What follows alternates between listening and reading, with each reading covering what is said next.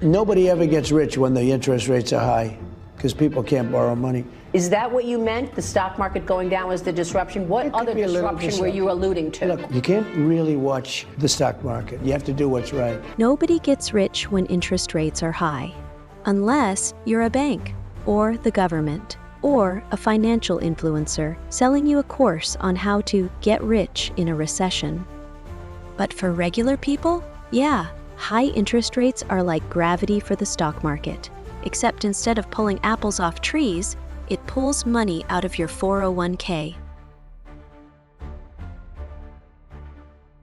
I don't usually panic. I save that for things like seeing my Tesla insurance premium, but today deserves a little panic. Because the stock market just had its worst drop since 2022. Yes, that 2022. The year we all agreed to never talk about again. So, let's talk about it. What's actually happening? Why is everyone acting like Jerome Powell personally knocked over their retirement plans? And what can you actually do that doesn't involve panic selling your index funds to buy more crypto? Okay, so here's the deal. Interest rates are high, like really high. And when rates go up, borrowing money gets more expensive. So companies stop expanding, people stop buying stuff they can't afford, and investors stop YOLOing into risky stocks because now there's something called a bond that actually pays real money. As a result, money flows out of the stock market and into safer places. Kind of like when everyone leaves a chaotic party and heads to the one friend's house with snacks and functioning Wi-Fi. But that's not all. Panic creates more panic, selling leads to more selling, and before you know it, the market isn't crashing because of fundamentals, it's crashing because everyone thinks it's crashing. The technical term for this is vibes-based economics.